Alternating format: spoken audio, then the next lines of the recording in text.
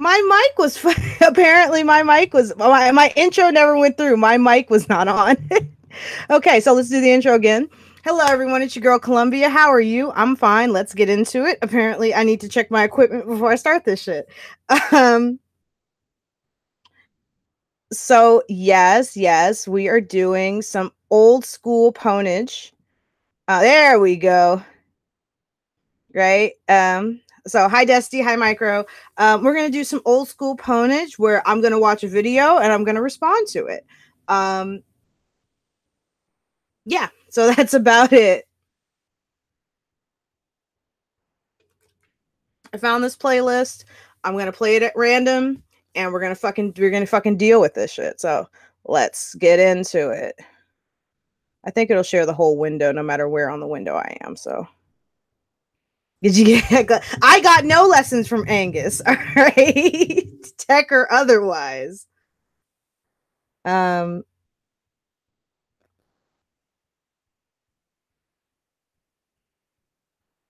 so let's get into it. All right. If for whatever reason, I want you guys to let me know if there's any issue with the sound, because I think it's going to come through my microphone. I don't think He-Man's going to be on the list. Don't make me laugh, Micro. Stop. If for whatever reason it doesn't come through, if the sound doesn't come through well because it'll be like my computer, then what I'll do is I'll just do it over my phone and hold my phone in place. So we're ready. Let's get into it. All right.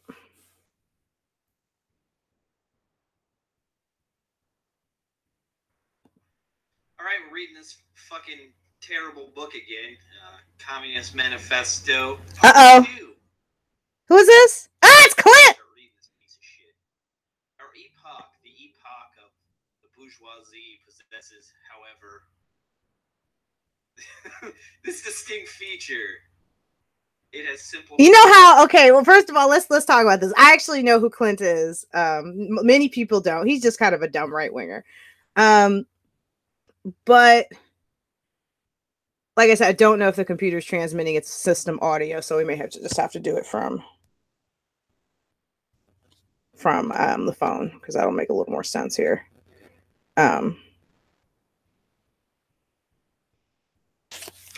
But apparently he's doing that thing where, you know, when you don't have anything to say, so you laugh.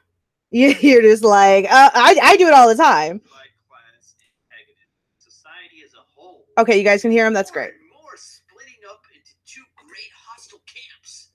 No, classic socialist. That fuck with.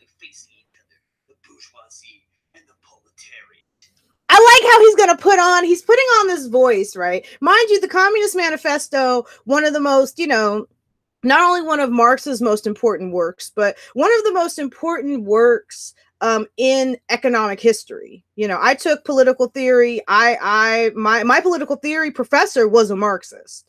And I don't think that she was biased in emphasizing Marx's importance to society. I think that Marx's assumptions about capitalism, particularly the Dickensian capitalism that he was describing, being able to radicalize the worker and turn them into a revolutionary force, I don't think that that's wrong. In fact, I think it's an assumption that many capitalists took into account when things like social programs were being proposed. So this notion that like Marx is just Marx.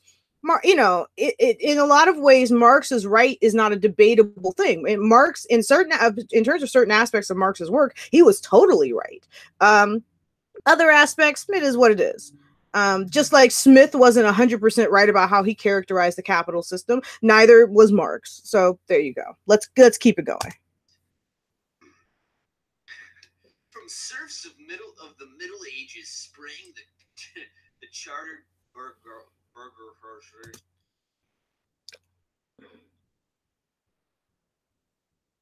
Burgers? Burgers? I think it's Burgers. And again, he's doing that thing where he's like half reading it, because I don't think Clint can read. All right, I've seen Clint's videos before. I don't think this nigga can read. Burgesses of Cs per group. Oh God, you can't say it. It's fine. Look it up. That's Burgess's. This is how you do it. Yeah, this is how you create quality entertainment. Long sullen silences and looking up words while on camera because you didn't read it before you started. Burgesses. Oh my God! He's gonna keep saying Burgesses. He's gonna keep fucking saying it. I like how, you know why he's stuck on Burgesses? I'm going to stop this. Do you know why he's stuck on Burgesses? Because he doesn't want to have to like talk about whether Marx's ideas work or not. So if he gets stuck on this point, then he can just do this for 12 minutes. So here's two. I want there to be a rule about this, guys. I am not going to fucking sit here through a video that pisses me off. If I can't stand it, if it's just driving me to up a wall, I'm going to fucking skip it. All right? Because that's how the fuck we do. Angus isn't here to tell me. I make the rules on my channel. I do what I want. Ham Burgesses. That's how we do it. That's how we do it. All right. Discovery of America, the rounding of Cape. Opened up. Oh my God, nigga. The discovery of America, the rounding of the Cape, opened up fresh ground for the rising bourgeoisie. The East India Company and the Chinese markets, the colonization of America, trade with the colonies, the increases in means of exchange and in commodities generally gave commerce to navigation, industry, and impulse never before known, and thereby to the revolutionary element in the tottering feudal society, a rapid development. Oh my God. Oh my God. Listen, most people on this side of the aisle would consider me just a low IQ Negro. But let me tell you something, all right? I can read faster than you. You gonna need to hurry up. I ain't got all damn day for this. And I want you to notice, he is not addressing whether that's the case, because that actually happened. All of those things are historical, right? You don't have to argue about them.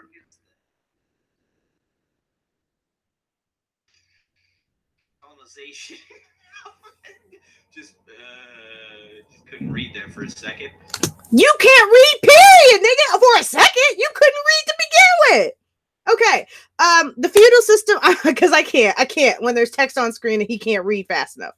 So the feudal system of industry in which industrial production was monopolized by closed guilds now no longer sufficed for the growing wants of the new markets. The manufacturing system took its place. The guild masters were pushed out on one side by the manufacturing middle class. The division of labor between the different corporate guilds vanished in the face of the division of labor. I can't read the last part.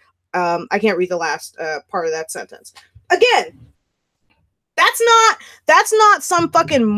not some socialist interpretation of history. That's what actually happened. Okay. Remember that Marx is writing this from the perspective of he is writing this in the University of Berlin, right? He has access to those libraries. So he's not, this isn't something, you know, he differentiated himself from German philosophers of the time by being more factual, by being a person who wasn't just pontificating about nothing, which was bloviating, was a common trait of 19th century German philosophers. But that's not what the reason that Marx stood out was because Engels was able to help get him the access that he needed in order to get him facts, in order to get him the sciences, and make his theories more up to date and certainly more burdened with more evidence. But again, colonization of America, trade with the colonies, and the increase in means of exchange. Subscribe to it now, or I'll eat your cat. Shut up, dude.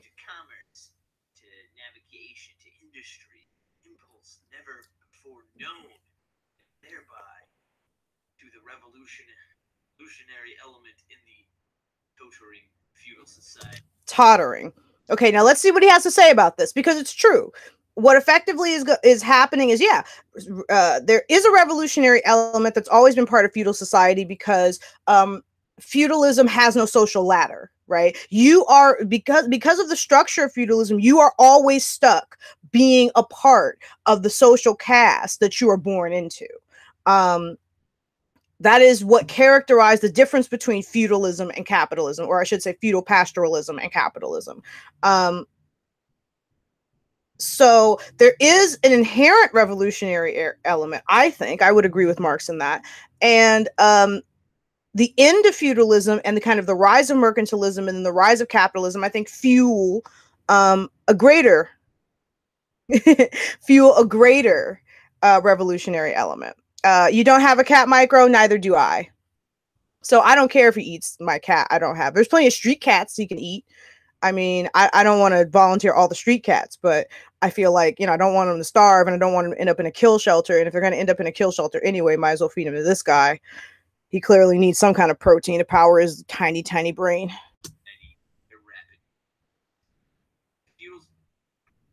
Feudal system. Okay, so it is clear to me. I'm going to jump around a little bit because if I'm doing this, I'm going to talk about every paragraph subsequent to each, right? Blah, blah, blah, blah, blah. But it's clear that Clint doesn't actually comprehend what he's reading. So he's just going to read it. So I'm going to jump around. And if I can't get any analysis from Clint, which I don't particularly want in the first place, if I can't get any analysis from Clint, then fuck it.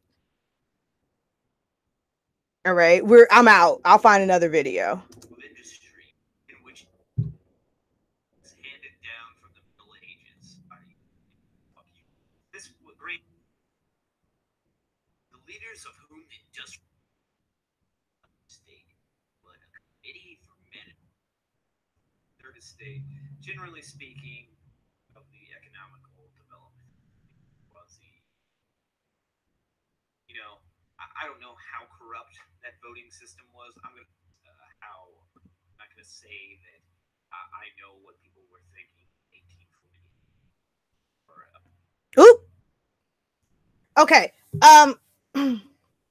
No, you don't quite know what people were thinking, but the revolutions in 1848 are one of the most kind of almost forgotten, but at least for people in the United States, the revolutions of 1848 are something that we don't often talk about. I'm sure for Europeans, it's a much bigger touchstone.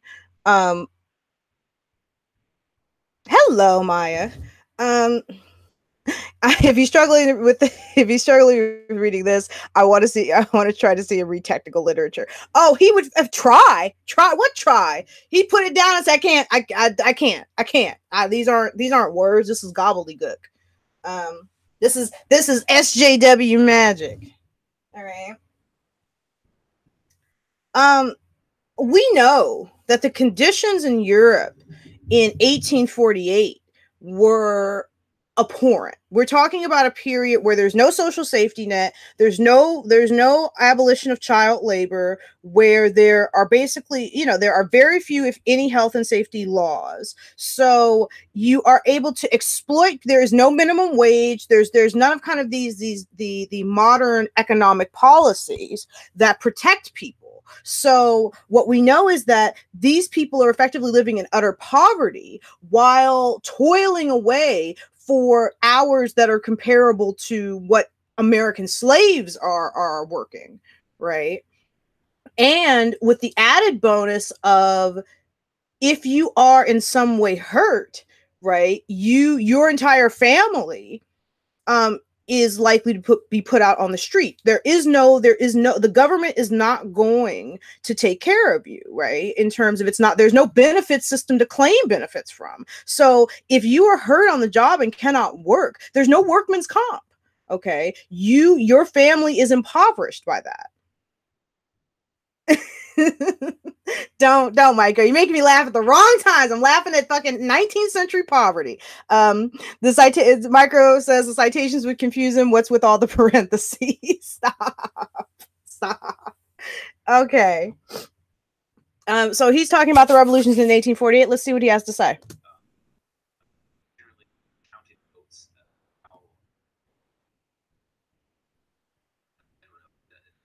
Representative republic that is the United States of America. I'm not gonna, I don't know how corrupt that voting system was. I'm gonna sway towards pretty fucking corrupt, but this was an era where trust was important. But thanks, Little Wage.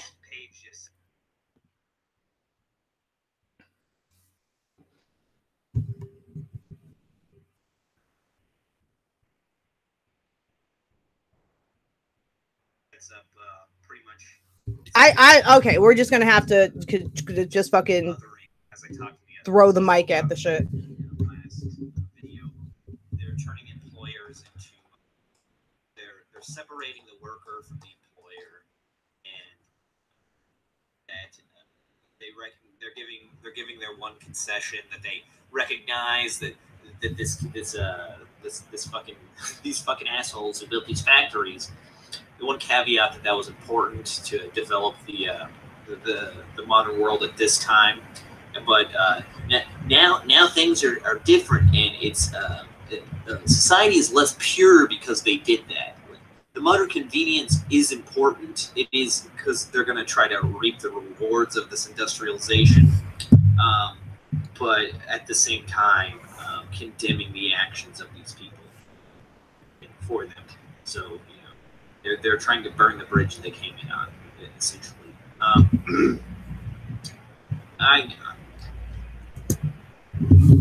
don't know that you can call this burning the bridge you came in on. We're talking about a critique of a system that, for that, remember what he is forgetting about poverty, right, in this time period, as is just what I said not 5 minutes ago, that there is no social safety net. All right. One of the reasons that Marx organizes the internationals, right? One of the reasons, Workers of the World Unite, is because one of the reasons he writes that the type of poverty that Dickensian capitalism inspires will radicalize a worker is because we are talking about what we now know as a what's the word for it? As an abject poverty. Right? In the United States during the Industrial Revolution, if you were hurt on the job, then you were likely the only breadwinner in your family. That meant that if you were hurt on the job, got sick for whatever reason, couldn't work, right? It meant, and you died, let's say, that meant that your wife could become a ward of the state, effectively. Right? In some places, a woman could be a ward of the state. In a lot of places, her children became wards of the state. Your children could be taken from you and effectively placed in an effective foster care because you're poor. Many families just starved. So this notion that we're burning the bridge, this notion of, they're burning the bridge they came in on, you have to remember that Dickensian capitalism, for many people of the working, for what are going to become the working class, is not much better than feudal pastoralism. Okay. I have no idea. All right. That's on you. Gio. I have no idea why that popped into your head.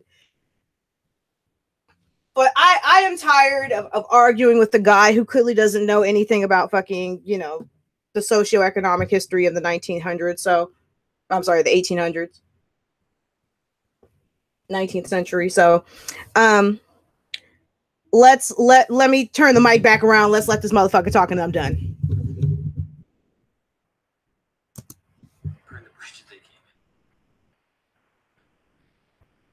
Just look at this. Feudal ties.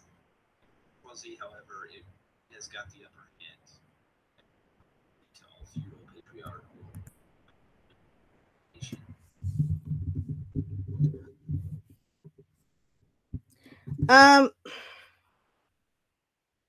I'm not reading that. Oh, he gave up. There's no way he finished the Communist Manifesto. I think he feared to become one if he did. I think he gave up quickly with this. One, because he can't read. And two, the clearly, like, it only got 59 views. So clearly, this was not a very profitable venture, if you will. Now, y'all know this is how bad it is. I'm worse than Angus right about now because that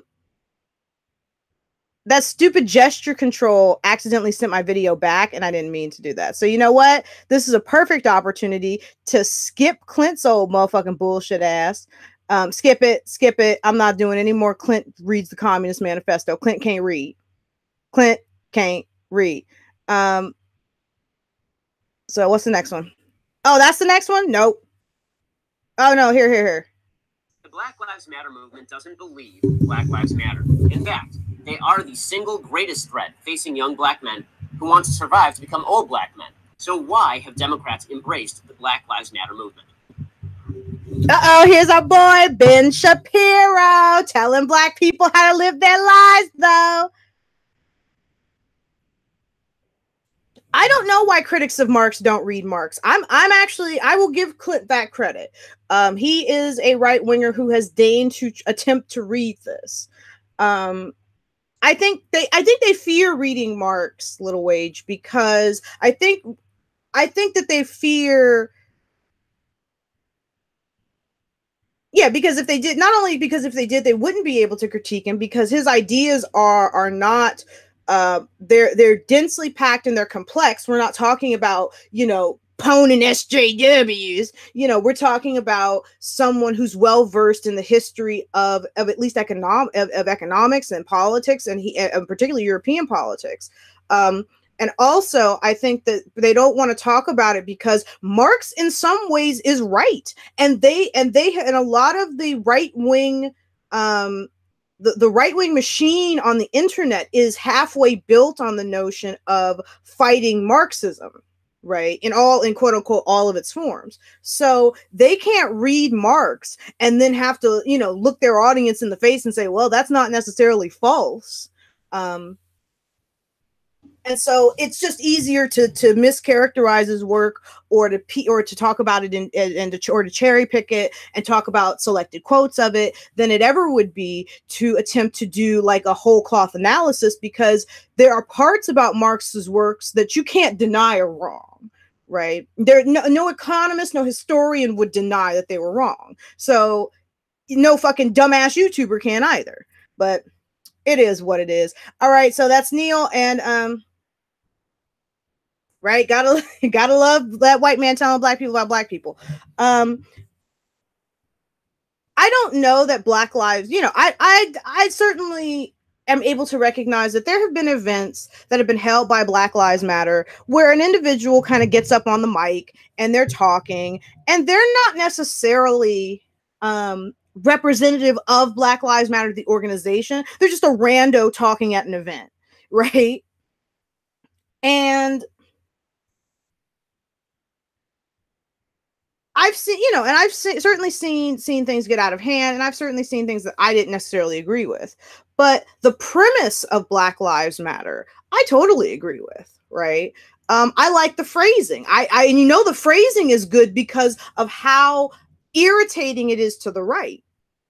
Excuse me. So, and you know how I get about this. I don't think, Black personhood is an issue that has been in hand for the last 400 years. Black personhood is an issue that's been part of the Western world for at least the last 400 years, and particularly the United States. And when you are coming from a place where you are not considered persons, and you're trying to become, and you're trying to be seen as persons by the law, by other individuals, it's difficult. And Black Lives Matter is fundamentally a movement about Black personhood, about the advancement of Black personhood, and the recognition that Black people are full persons and deserve the same sort of benefit of the doubt, the same empathy as a white person. But of course, Ben Shapiro's got to make it his enemy because fuck them Black people, fuck their personhood, and fuck everybody else. Neil says, I'm a white man with a Chumbawamba discography in my library. You go, Neil. All right. You guys know I'm chugging this coffee. I'm chugging it. All right, let's fucking do this. Here's to you.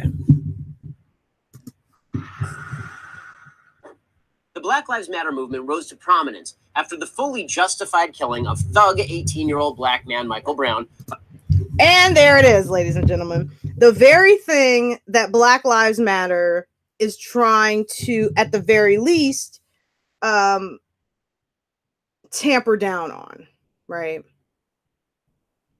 This young man was 18, right? Right. Are we doing triple brackets for Black people now? Great. This young man was 18 years old. Ben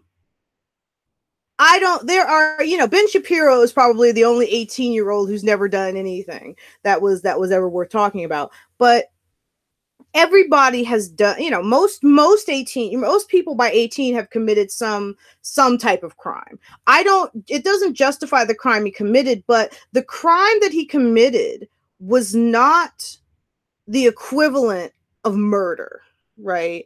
And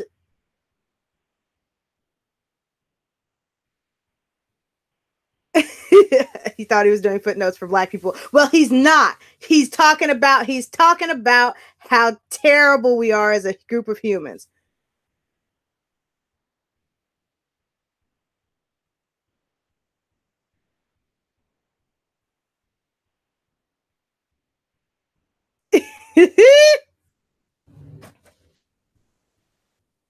I know, right? You, Ben Shapiro.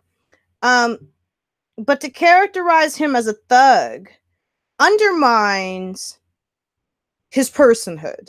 It says that because he committed a criminal act, it was justified to murder him, to kill him, to commit homicide against him. And that is the new analogous. I shouldn't say analogous. It's early in the morning, forgive me. That's sort of the new pablum. 100 years ago, 150 years ago, you would have just said he was Black, so we killed him, right? And that would have stood in for the justification. But now there has to be a better justification than that. So if if a Black person has committed a crime, not several crimes, a crime, then suddenly they are a thug. And by that label, any time that a person labeled a thug or a miscreant or what have you that is African American is killed by police, it's justified because their criminal acts negate their personhood for these people. That's the argument that Ben is making. But in reality, we know that people commit crimes at a young age. Some people commit, civil offenses. Some people commit crimes, and they come back to be productive members of society. And those people who don't end up getting caught committing crimes end up becoming some of the most productive members of society.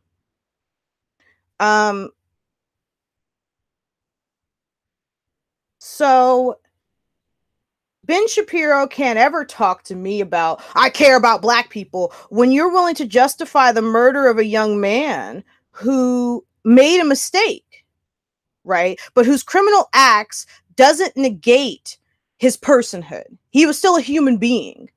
And the officer, Darren Wilson, in my mind, had a responsibility to try to de-escalate the situation and did not. Because I've known cops, right? And one thing the cops will always tell you is teenagers are afraid of cops, period. It's just their authority figure. They don't want to deal with it. So the best way to approach a teenager is always calm. I'm not here to arrest you. I just want to talk. Let's just talk. Don't run. That's a crime. Don't run. Let's just talk. Trying to bring down the situation so that it's not tense is always the best way to deal with teenagers who may have committed a crime, because they're more likely to run. They're more likely to not comply, what have you. White people do a lot of wrong things. I'm kind of half answering the chat here. But when white people do things poorly or something happens with white people, their personhood isn't negated. Okay. For example, Roy Moore is accused of quite a bit in terms of courting like a 14-year-old girl. He was banned from an Alabama mall, but he was never labeled, oh, he's a thug, and instead of running for political office, he should be in jail. And if he is guilty of these things, which is likely that he is, if he's guilty of these things, then then it's okay for a police officer to kill him because he is guilty of certain crimes, and crime equals the negation of personhood. We don't play that game with white people. We don't play that game particularly with white men, but we play that game with black people because you have a contingency of the American political spectrum that wants to pander to white resentment, that wants to stoke the fires of white people being a superior race, and that wants to use that all of that ancien regime, as I like to call it, all of that racial theory, use all of those things to get votes, to get elected, so that they can push policies that effectively hurt the very people that they are using to get themselves into office. Oh, if Roy Moore was black, he would have been hung by a lynch mob. Some black guy perving on fucking white girls, that's lynching material, honey. Oh Lord, we got a lot. Oh, hey John. Okay. Oh yeah, I'm sure John Dillinger wasn't a thug, nor was Babyface Nelson. Nope, not thugs. Upstanding members of society, bitch. Yes, it's called being a stupid teenager. Yes, the fuck it is, Micro.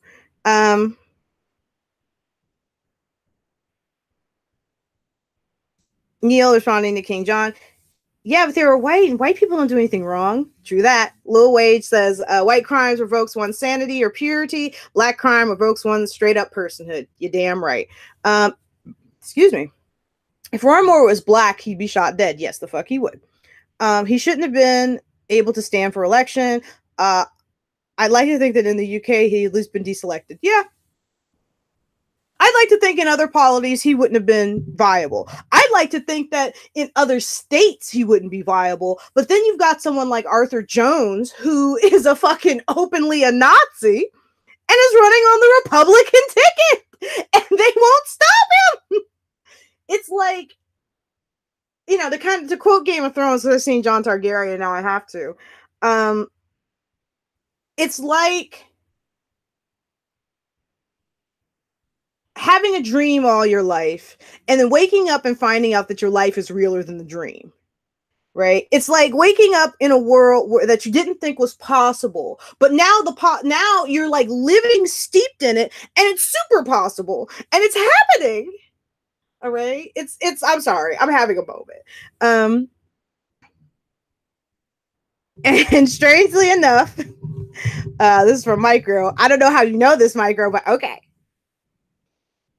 And strangely enough, black men peeping on white girls, also a category on Pornhub.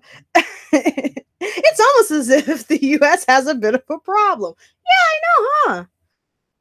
Paul Nealon is running for Senate, the man banned not just from Twitter, but from Gab, banned from fucking Gab, right? At this point, you know, the United States has a problem.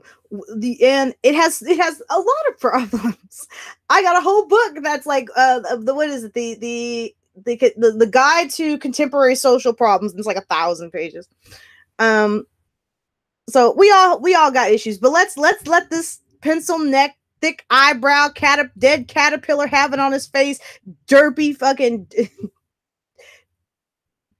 derpy Muppet looking motherfucker keep on with his keep on. Let's do it. All right. By white officer Darren Wilson in Ferguson, Missouri. They claimed Wilson murdered Brown for racist reasons. That was totally false. But facts, evidence, these mean nothing to the Black Lives Matter movement and their allies.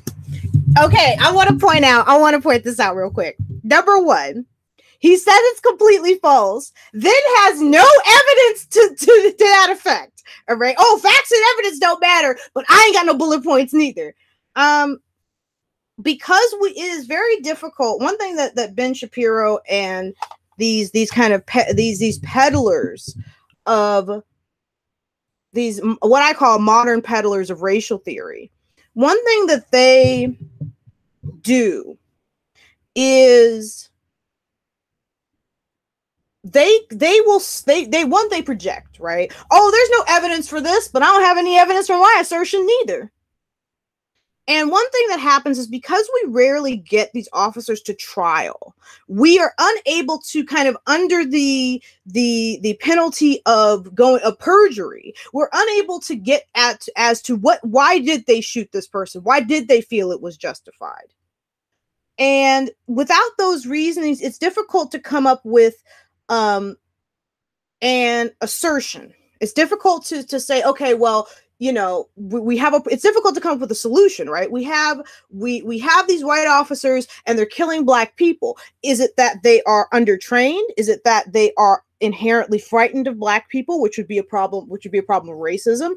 Is it that they are, you know, is this guy a rookie? Has this guy ever been transferred? Remember, Darren Wilson had been transferred from another police precinct for a similar for racial profiling. Remember, something that Ben Shapiro is not going to bring up is that the state of Missouri did an investigation into its police officers. Actually, I'm sorry, the Justice Department did an investigation into Missouri's police departments and found that where African Americans were more likely to be stopped, detained, and arrested, white suspects were more likely to actually have contraband. You can go to the Missouri state website right this minute, and if I can find my link, I will damn sure put it in the description, where it is clear, right,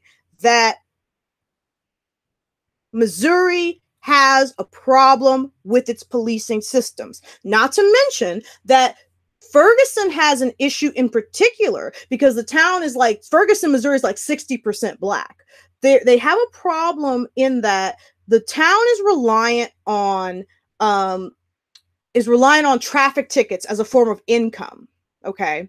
So disproportionately, right, partially because of the size of the African American population, but partially because it's probably more likely black people are going to have issues with their cars that are going to be citable. Black people are disproportionately pulled over and subject to these traffic tickets, right, and subject to these traffic fines, and they are much more likely to go to jail or they're much more likely to go to jail as a result of piling on traffic tickets,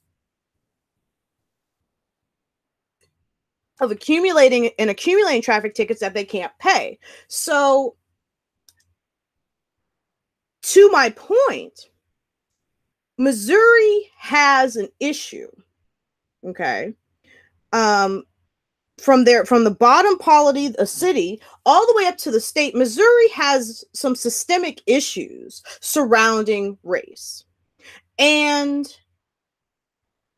Michael Brown's murder, and I think murder is, you know, his homicide, the killing of Michael Brown, was emblematic of the problems that not just Missouri faced systemically, but the country faces systemically. And when a person like Ben Shapiro says that their narrative was false, you know, it's just false and you got to believe me, what he's doing is simply pushing off what are really important problems in the United States that need to be addressed, and saying that, no, you don't need to address them. This is not a real problem. Black people are just a bunch of whiners. Everything is equal now, you know, and it might not be racism. You might not be able to call that racism. It might be a little too distant from racism, but it damn sure is racial. Right? He might not be a racist necessarily, although there's proof that he necessarily is. But this argument might not necessarily be racist, right? But it damn sure is racially motivated. Let's continue on before I lose my mind. Oop. Of course. Defending criminals and rioters and lying about police. That's what matters to the Black Lives Matter movement. So, what do the Black Lives Matter folks want? According to their website, they demand the, quote, immediate arrest of Officer Darren Wilson, a man that even the racist Eric Holder-run Justice Department acknowledged shot Michael Brown in self-defense. The Black Lives Matter movement, they want to see the creation. And again, no evidence for his claims, right? Just conjecture. And two, here's something that is kind of racist, not willing to recognize that Missouri has been called out for, the state and the city of Ferguson have been called out for acting in ways that were racially biased, but now wants to talk about how the Eric Holder Justice Department is racist, right? Mostly as a political tool, as I don't know that he prosecuted more cases of white people than anyone else or anything like that. There's no evidence that he acted in ways that were racially motivated. It's just that it's convenient to their narrative to talk about Eric Holder as a racist.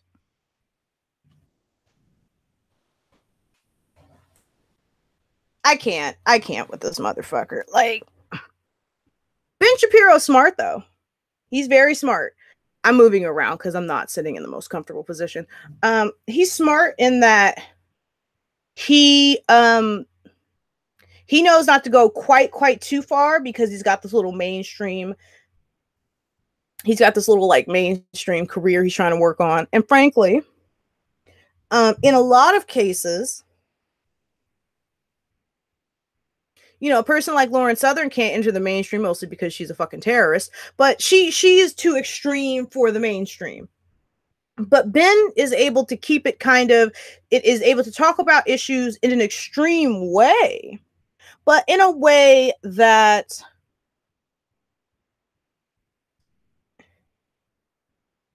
doesn't sound like he's saying, you know, the most extreme things. Does that work? That doesn't work. Fuck it. I haven't had any nicotine, y'all. What? I did. I destroyed him with logic and facts. That's how you do this.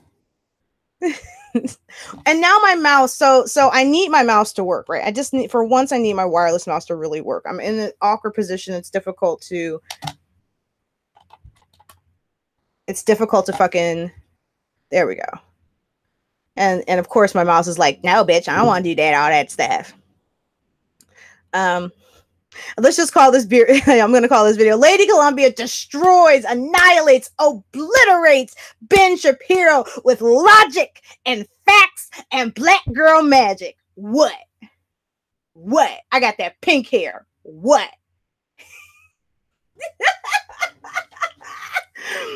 Oh, okay. All right. Right. They use the picture of Michael Brown looking, you know, like a teenager, you know, when you're a teenager, you're putting on and shit. But you know, this picture of this kind of drawing of Darren Wilson, that doesn't make him look, you know, very good. It makes him look, you know, he might be smiling, but it doesn't make him look like ultra derpy. Like it makes him look like somebody stuck all the fucking fire in his face, right? And they just had to reconstruct it from what they remembered. He sort of looks like if you had to reconstruct someone's face out of clay because the police sketch artist is out that day, right? Like that's sort of what this Darren Wilson looks like. Let's see about the comments. So he's an extremist light. Yeah, I'd say he's an extremist light. And I'd also say that I don't even know that he is an extremist. I think that he is good. He is very good at seeming extreme as a way to advance his financial position and his narrative, but like many right wing, you know, but unlike many right wingers, I think he's in the sort of category of a Tommy Lauren, where they are extremists, but they're just extreme enough. They tone it down just enough to be acceptable to a Fox News, to be acceptable to a right side broadcast. And so they are inculcated into the mainstream, but are very clearly extremist. They're very clearly fringe when you look at what they're actually saying. pink hair, you must want to send all them to the feminazi death camp. You damn right. Nah, I'm just kidding. I don't. I love the men's. I don't want to send them anywhere. He looks like he's supposed to be in a clock tower in Paris. Stop! Stop! Oh my god, it's so true. It hurts. Oh man, I just realized I have on top chat and not live chat. So I could be missing stuff. I doubt I'm missing a lot of stuff, so.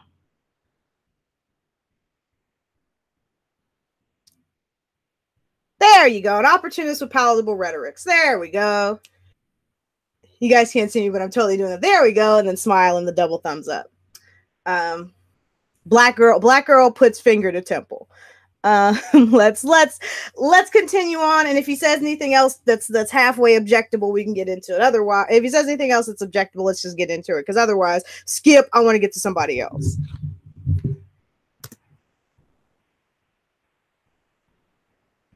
Of a, quote, national policy specifically aimed at redressing the systemic pattern of anti-Black law enforcement violence in the United States.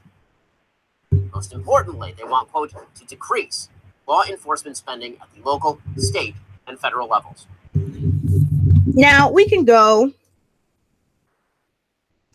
Let's assume, I'll put it to you like this. Let's assume that is the case.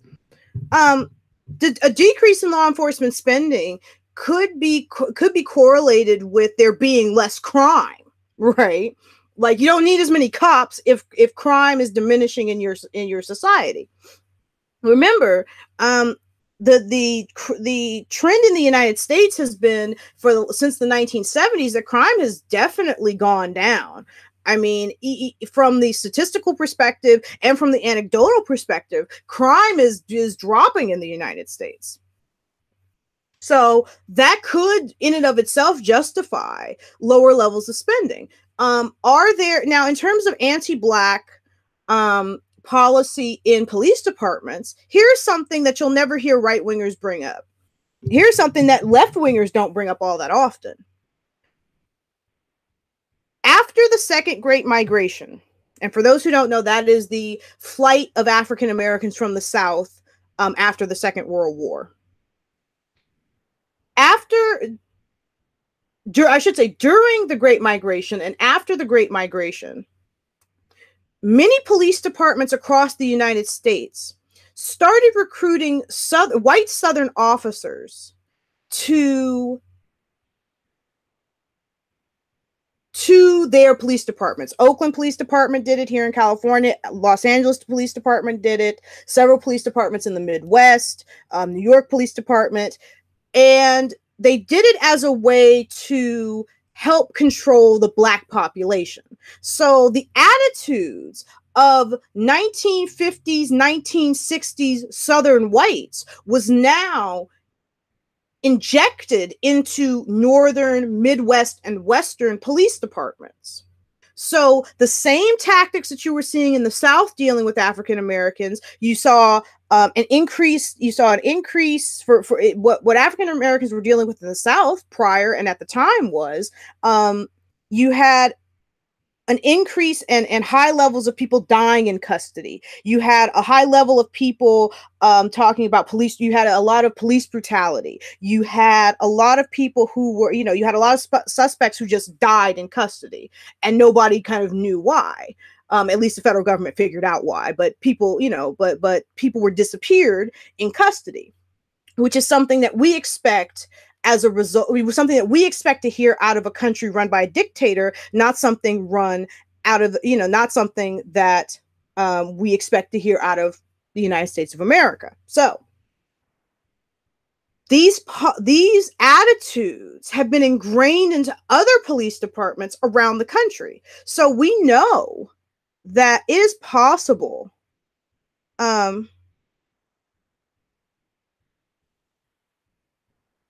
We know that it is possible.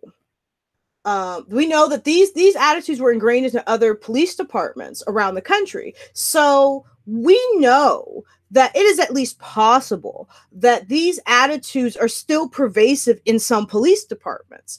And because this is an internal issue, it can be difficult to deal with externally, right? We don't know everything that goes on inside of a police department because a lot of those issues are internal to those police departments. So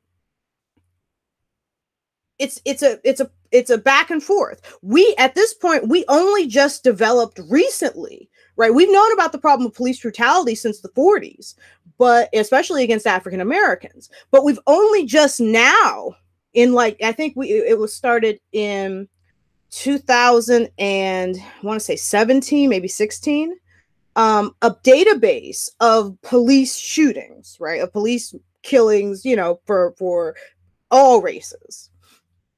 So this is the first time we're really broaching and dealing with these issues. So yeah, Black Lives Matter is calling for something that is not anathema, calling for something that has been called for by Black organizations since at least the 1950s.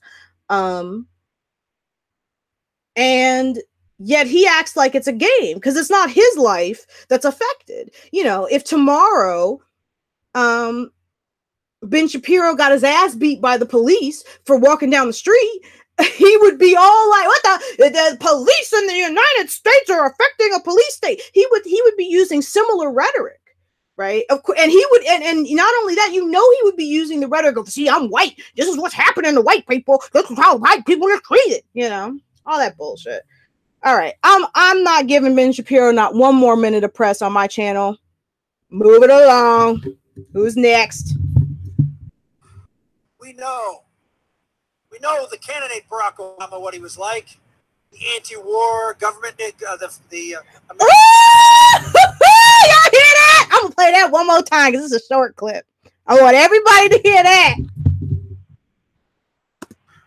We know the candidate Barack Obama, what he was like, the anti-war government, the America. Ooh, y'all hear that now?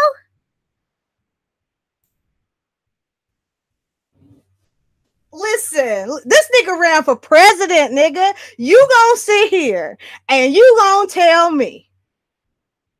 You gonna sit here, you gonna tell me this nigga should not be credible in American politics. If this nigga got in front of some people and was like, this government nigga, come on, bruh. Come on, bruh.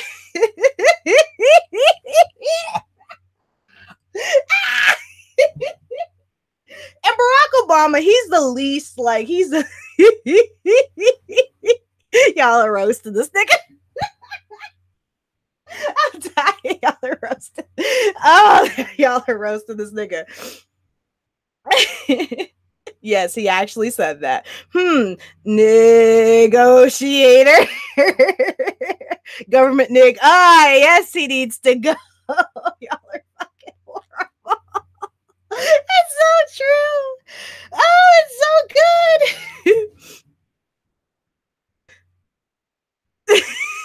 It's like the only word that could sound like that. Right? He can't even, there's no covering up. Like he said, nigga. I wish he just had the balls to be like, yeah, I said, nigga, what? You got a problem? What up, nigga? I can't remind you, it's incredibly racist, right? But I can't really get like super upset because one, Rick Santorum's not really a thing. If he was in even in UKIP, they would have made him resign. If he was in the British Conservative Party, definitely would have had to resign. Now he got to run. He got to run and damn near beat Mitt Romney. He was a government saint. Nicholas, that's what I was gonna say. Y'all are killing it. He was a government need. Does anybody like eggnog? I like that nog. Come on, y'all. Get the fuck out of here. I'm done. This nigga can say whatever he wants to after this. Who gives a fuck? All right, this is a Sean Hannity clip. I'm gonna skip this one though, because I read. Oh wow.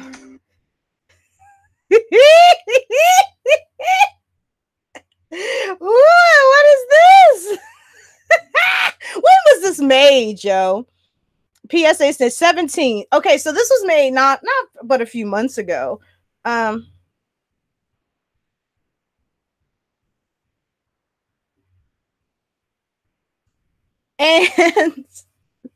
this and okay, let's see who we see here. I guess it's supposed to be Linda Sonora at the bottom. I don't know who that guy is. That's Anita Sarkeesian, because even in 2017, she's still the most horrible nigga in the world. And red-haired feminist. Oh, there you go.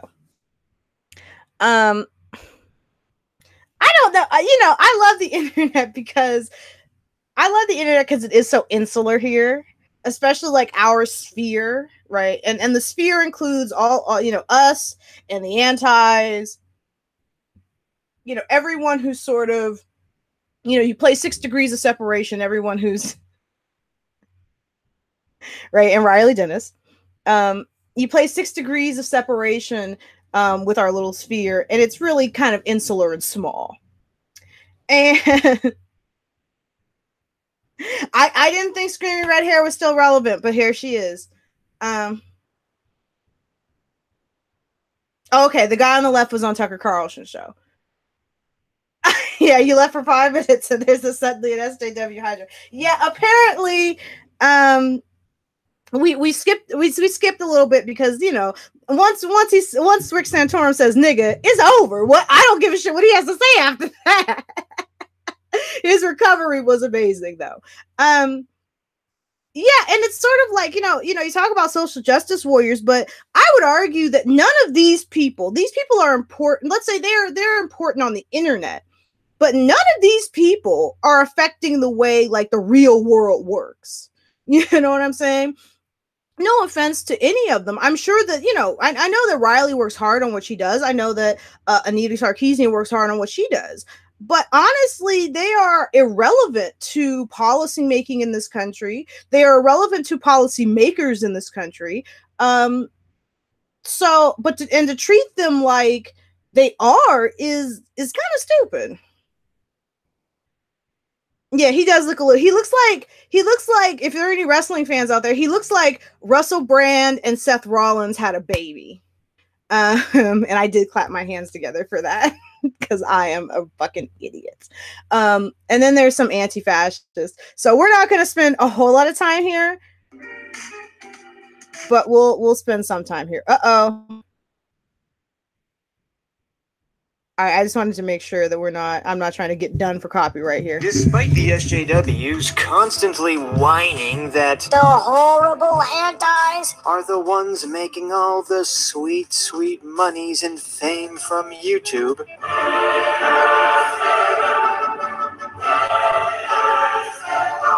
it's clear to... I don't, they treat that apocalypse like... They treated that apocalypse like it was the end of the world, like it was a real apocalypse. It's like, right? I know, right? He's got such fancy editing. I mean, it's like it's sort of my style of editing, and so I'm like, oh yeah, let me see what I can steal off of this.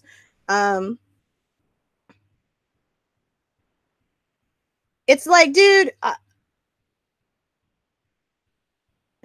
many PSA snitch videos are on here? Because I don't want to fucking sit through this guy's videos for too long. Thank you. She doesn't affect policy nor anything about video games.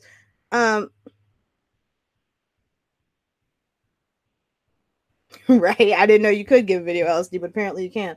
I don't, they act like these people are so giant, and it's like, it's not that big a deal. Guys, it's okay. It's not that big a deal. You're going to be all right. So let's see what this motherfucker's got to say. Anyone outside the internet bubble that the rest of normie culture swings towards the SJWs. We see this constantly with big companies and organizations giving into SJW bullshit. Now, while some of these places are actually run or influenced by dirty SJWs, from the inside, most of it's just pussyfooting fear. The only reason that normie culture puts up with SJW crap is because most of the people don't actually know about SJW crap. Okay, let's talk about this. Let's talk about this. Because it's clear this guy has a perspective. All right, and it's clear by the way he edits his video, his perspective is coming from the upside down. Right, they're internet famous.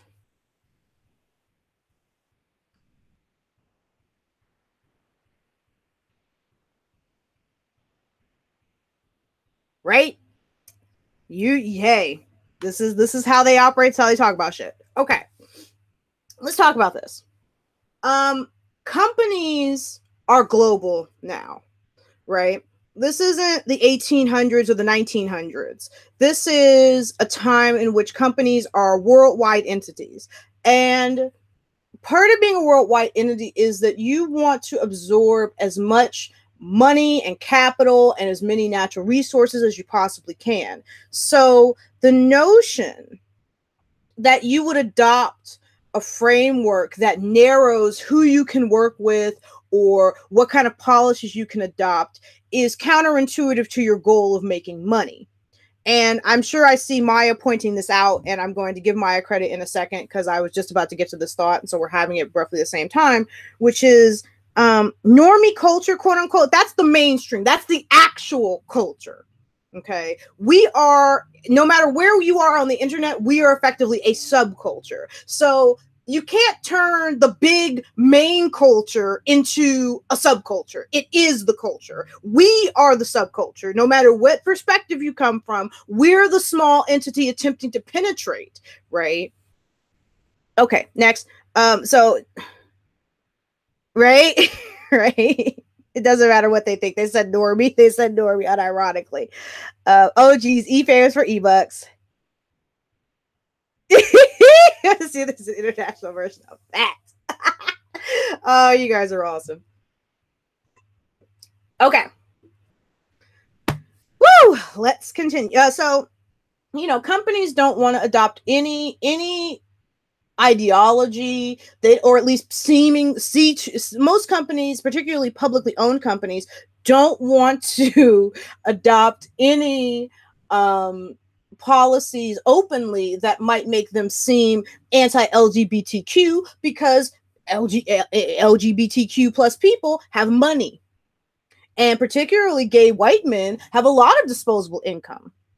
And no company wants to alienate that demographic of people. So it's better for a company, even if their owners have some kind of views, right? Even if their shareholders have some kind of views, it is important for a company to say, we support the LGBTQ community because they want you to spend your dollars there.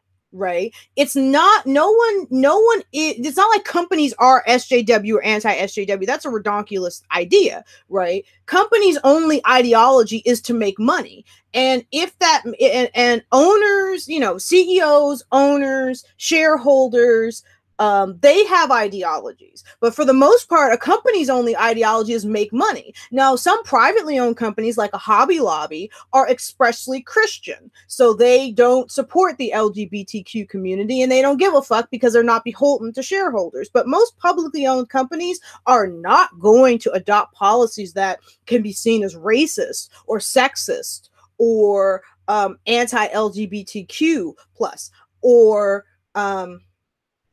what have you, right? And he would like to cast this as the SJWs inculcating the world, brainwashing, but in reality, it's about making money, as it has always been. Just as, kind of ironically, just as you have people on the internet, in our sphere of the internet, who will say anything to make money, you have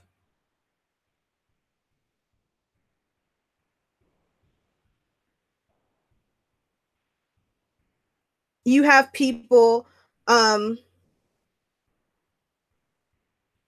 of course, right now, you of course, just like there are people on the internet who'll say anything reprehensible or not reprehensible to make money. You have people who have companies that are the same way, except they're willing to talk about inclusivity or whatever in order to ensure they don't alienate people who buy their fucking products.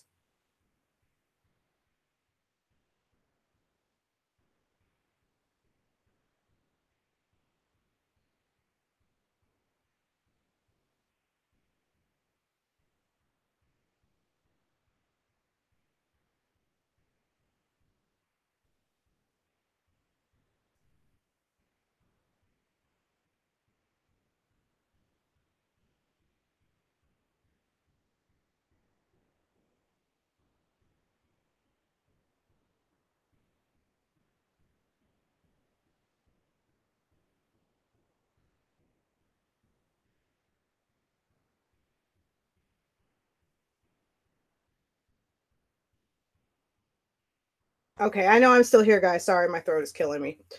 I'm a little dry, y'all. I'm a little dry.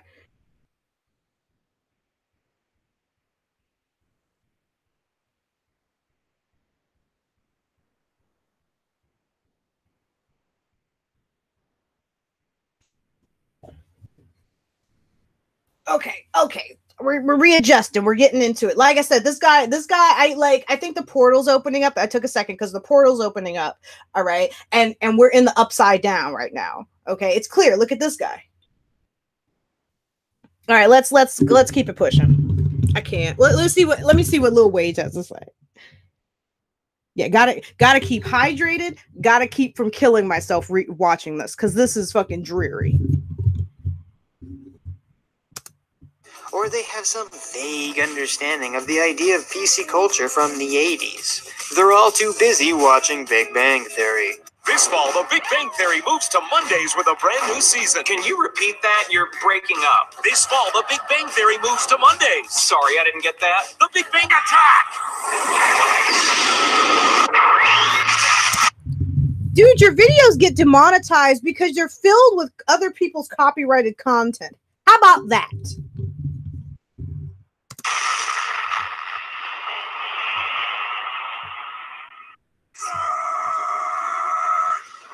It's easy for those of us sucked into our little internet bubble of YouTube and Twitter culture wars to forget what.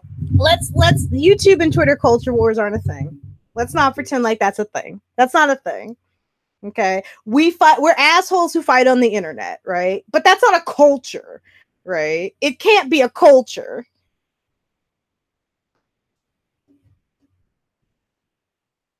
Somebody's getting made mod in this motherfucker. He should feel like shit because that was a stupid joke.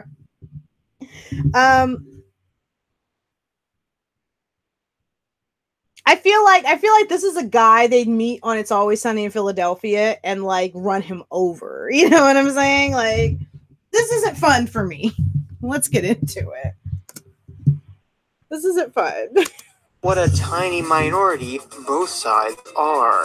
The irony is that while SJWs constantly cry that the alt-right is dishonest for trying to hide their more racist and violent ideas from the masses, which they do, many SJWs do the exact same thing. Feminists are the most guilty of this. Do you believe that women should have equal rights to men and that we should fight for those rights? Sure. Great, then you're a feminist. I do take opposition to the notion that I think that we have to stop describing feminism as something as simple as you believe in women's rights and you're a feminist. It's like, no, there's a hell of a lot. Feminism is giant, right? It is one of the most complex sets of ideas on the planet because it encompasses several different ideologies. It is different depending on the country of origin it comes from, its ideological perspective.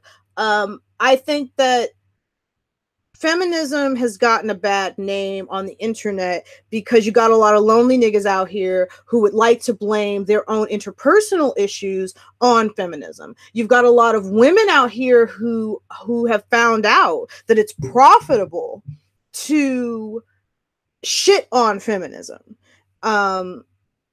And so feminism has become this kind of dirty word, but I don't necessarily think that, well, you believe in women's rights and you're a feminist, because there's more to feminism than that, right? Not the pop feminism shit of mansplaining or whatever. That we're talking about perspectives on gender. We're talking about the economic issues surrounding everything from pay to maternity leave to women's education. I think that, yeah, there's more to being a feminist than just I believe in equality, because who you are as a feminist, what kind of feminism you believe in, or what kind of feminism that you subscribe to is going to define how you think we should get to those to that equitable treatment, right? Radical libertarian feminists are going to believe something different than Marxist feminists are. Marxist feminists are going to believe something different than liberal feminists do.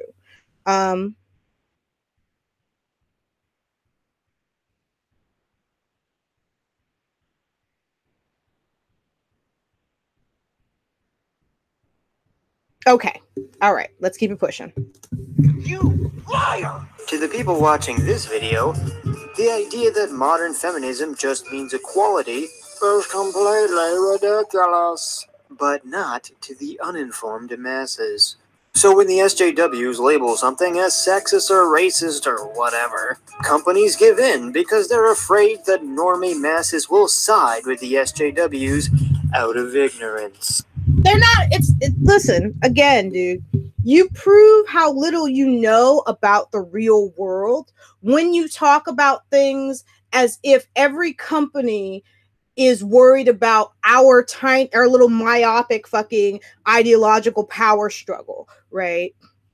Nobody gives a fuck. No, fucking AT&T does not give a fuck about an SJW or an anti-SJW. Nobody gives a fuck about that shit. Really, to be honest, from the people that I fuck with and I know, I'm gonna tell you, don't nobody even really give a fuck about none of that.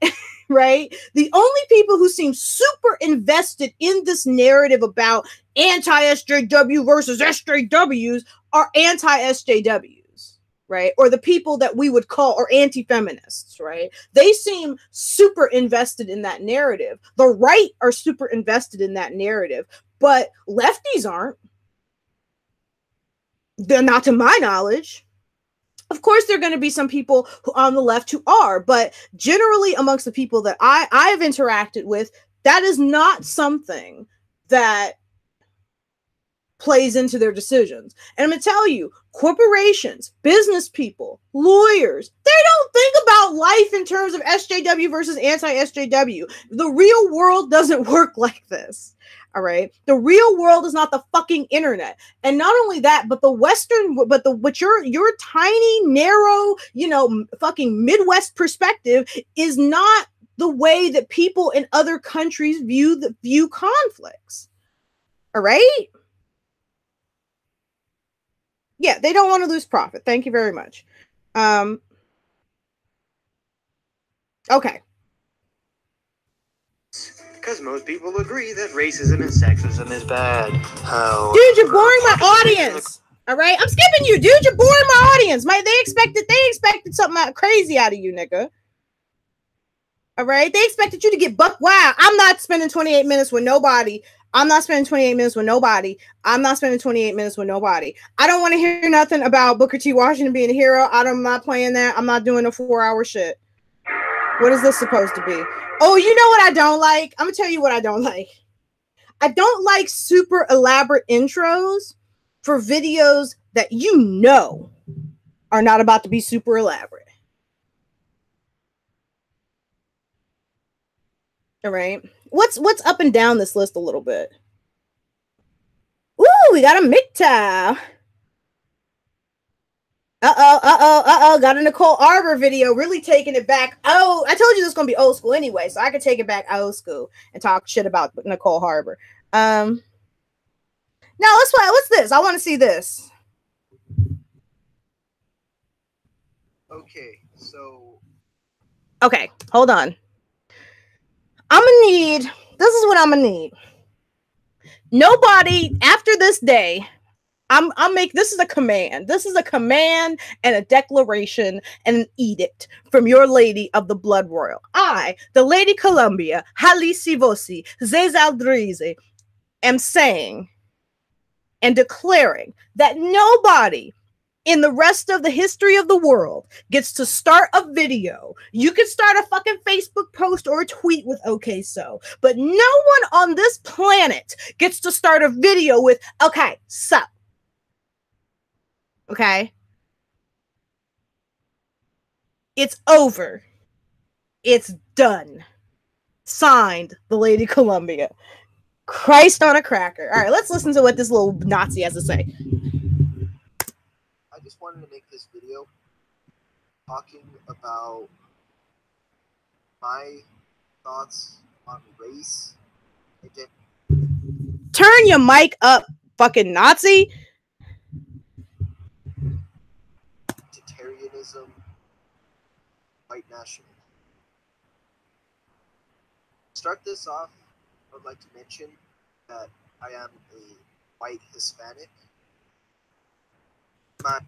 I like how he's saying that like it's supposed to be like, well, you know, because I'm a white Hispanic, that means you take me a little more serial. It's like, there are black people who believe in white identity politics. So what? They're wrong still. What I love is, you know, the United States was established with the idea of pluralism and the idea that we were different ethnicities and different cultures kind of mashing together. And that wasn't necessarily voluntary either, that was just how it was. There are all types of nuances to that effect, but that's what was happening. And the United... Okay, my train of thought, I just blanked the fuck out. And so this notion of white identity politics is ridiculous because the default in the United States is white people. We don't, for example, when politicians are talking about white people, they don't ever have to say white people. When politicians are talking about white people, they simply say Americans, or they say in our communities. They, you know, there's never, you don't have to delineate white people's race because it's assumed that if you are talking about any major policy making, economic policies, what have you, that you are necessarily talking about white people. So this notion that there needs to, on top of there being a state in which white people are effectively the priority, where white people's interests are at the very least at the top of the pile in terms of what policymakers want to get done, to act like in this country you need white identity politics is redonkulous. And then this little motherfucker gonna sit up here and say, well, you know, as a white Hispanic, it's like, I don't give a fuck, nigga. I don't give a fuck if your mama black and your daddy black. I don't give a fuck if your mama from Mexico and Latino and your daddy is from fucking Honduras, my nigga. Espousing shit ideas is espousing shit ideas. Your race is not going to change that. Your ethnicity is not going to change that. Let's come on. I want to get this cut out the way because I'm done at this one. Family heritage is Spain, and I love that. I love that about myself. It's part of who I am, and as a person who loves myself, as everyone should, then of course I love my race and where my family comes from. And this should be true. First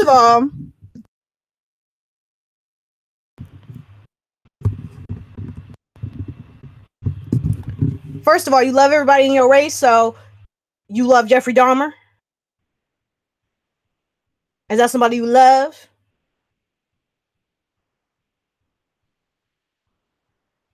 Do you love John Wayne Gacy? You love him? Uh-huh. Yeah, okay.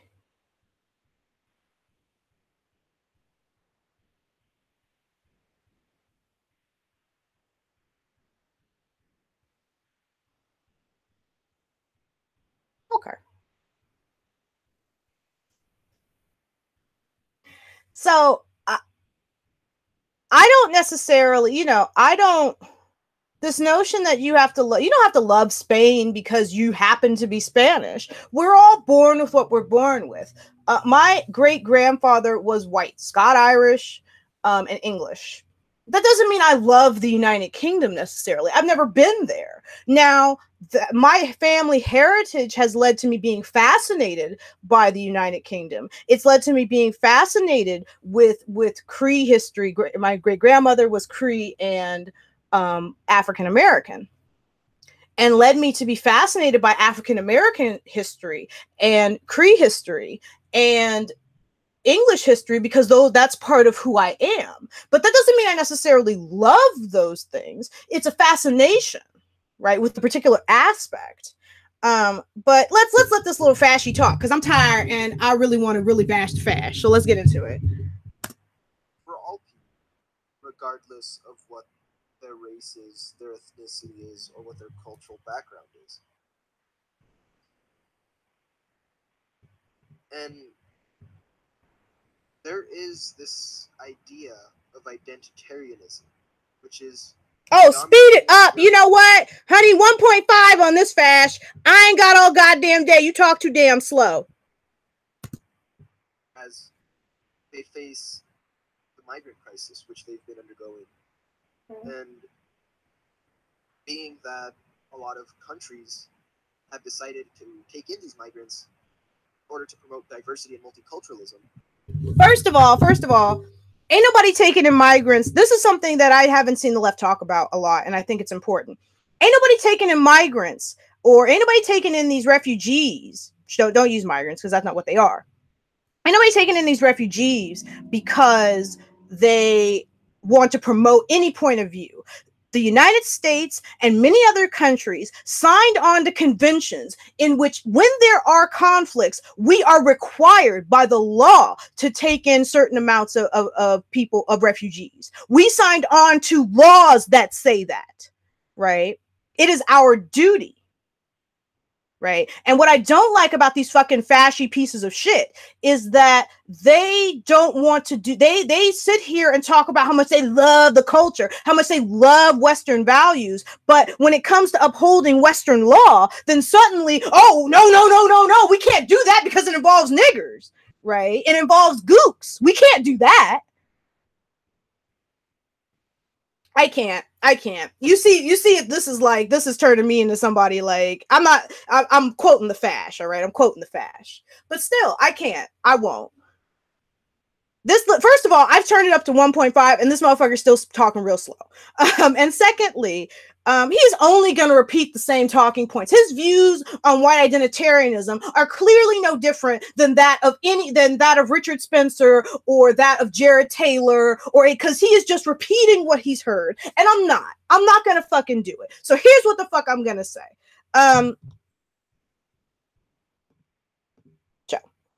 So here's what the fuck I am going to say. Why are you being a meanie face to him? You know he can't handle it. No, he can't handle it. Here's what the fuck I am going to say, and then your girl is done. I am not... Okay, hold on, because I'm having a moment, so give me a second.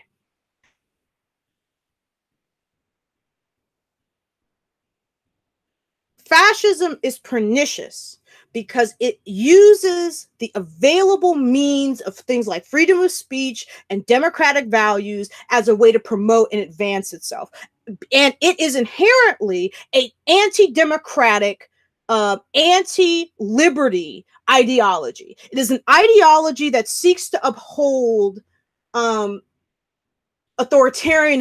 totalitarianism, racial theory, and seeks to purge individuals who don't meet the specific criteria that fascists would claim is going to make for a good fascist state.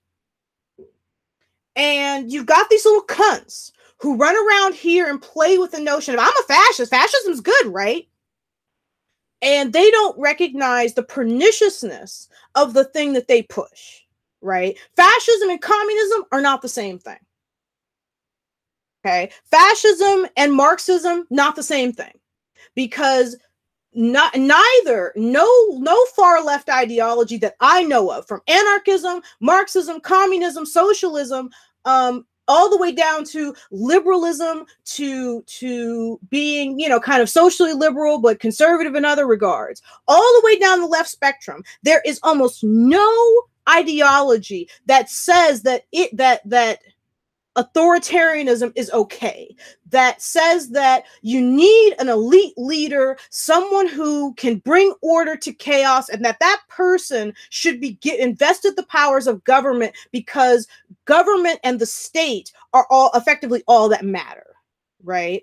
And the government and the state are the only thing that matter, because they are the thing that is going to push racial purity. That is the thing that is going to ensure that we as a people can survive. That, you know, that is not something that I know to encompass Western ideology. That I know to encompass left-wing ideologies.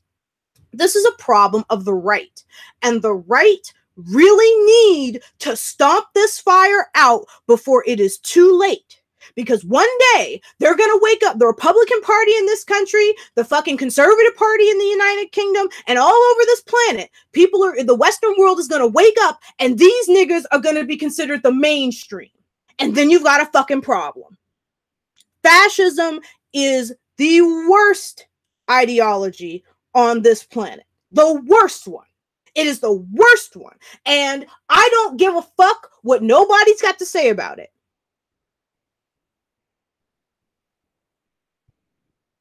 It distorts history, biology, every aspect of human civilization. It distorts in order to advance itself. And that is something I am fundamentally against, even if it didn't have all the racial and fucking, you know, political, if it didn't have all the racial and bullshit aspects, all the other aspects of fascism, if totalitarianism, authoritarianism, autarky, and all that shit, even if that weren't a part of it, right? Just the notion, it's subverting the norms is bad enough for me. So I'm done. I'll be seeing you guys soon. Good night, good morning, good afternoon. There it is. I want to thank everybody who was in the chat with me today. I really do. You've made it such an enjoyable experience. So mwah, mwah, mwah. Thank you. I'll be seeing you guys soon. Bye, bye, bye. Now, if I can figure out, now you know how it is too, because you say bye, but you don't know how to end this shit. Like, you're like, oh, where's the live chat window? How do I end this? Oh my God. Okay, so bye, guys.